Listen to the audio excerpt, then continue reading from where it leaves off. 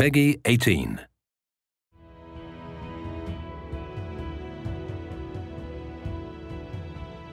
You play as yourself an Underworld descendant. You are plucked from modern-day Earth and deposited in this deeply immersive subterranean realm full of conflict and intrigue. It's the Stygian abyss. It's this liminal space that exists between a few different dimensions, including the Underworld.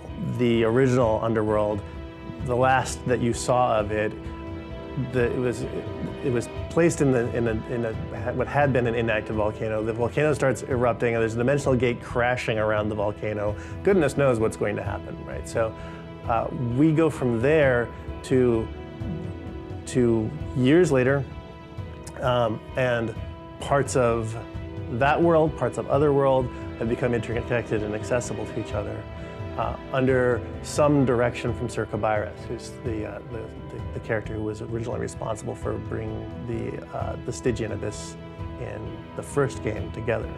Cabirus is a character who has faced similar great challenges like you, and he has been crushed by the weight of impossible standards, literally. He has paid the price for his time in the Stygian Abyss, and now he applies those same standards to you.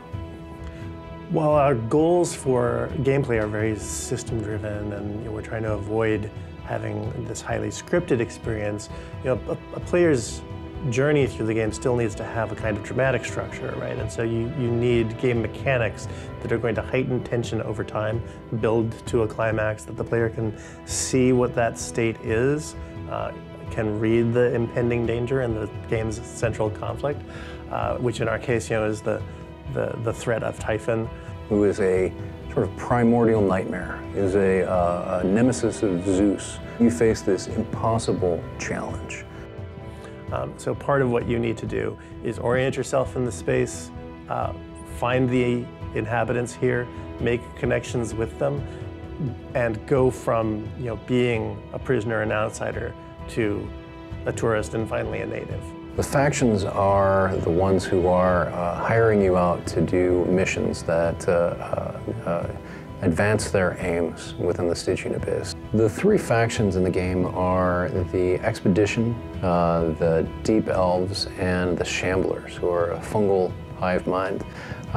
They are in a sort of Cold War conflict when you arrive within the Stygian Abyss. The Stygian Abyss itself was, I think, one of the first environments within a game that had a sort of sense of space and unique character, and I think went on to inspire many others, such as Rapture and Columbia and more. So it's really interesting for us, especially who've worked on some of those games, to kind of come back and take the learnings we've had from those and really expand the Stygian Abyss and make it unique and memorable and challenging. I really like where we've landed with the look of the game. It's heavily influenced by our experience as tabletop gamers and the idea of miniature figures and miniature terrain. It's not trying to be like photorealistic. It's trying to be artistic, right? Where it's going for a specific style and a crafted style. So thus the forms are a bit sort of large, in the same vein as you would see an old school Dungeons and Dragons art book, that sort of look. The figures in the game suggest something about the form and scale of these miniature figures that we grew up playing with, and the whole environment around them also has this kind of somewhat crafted look to it. He wanted to have large readable forms that can be visible to the player at any time during the game. We're creating these sort of medieval structures that have to be rooted in some sort of logic so that the place feels real. And when we start building things up really high, we really have to think about how it's all being supported from underneath, and how it was built and why it was built this way. Some areas will have tunnels that have collapsed and rocks have sort of flowed into that area.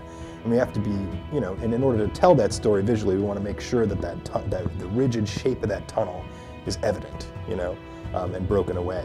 I'm thinking of the levels more as like play sets, so like a Castle Grayskull, you know, sort of thing, where there's lots of opportunities for the player to sort of enact their own fantasies. You know, a lot of real-world architecture is about usability and accessibility, right? And the space needs to be, you know, inviting and comfortable. And that's not what we want here, right? It needs to be, you know, difficult, you know, not impossible, but it's a space that, you know, you are not, it's not your native environment, right? It's a challenging space.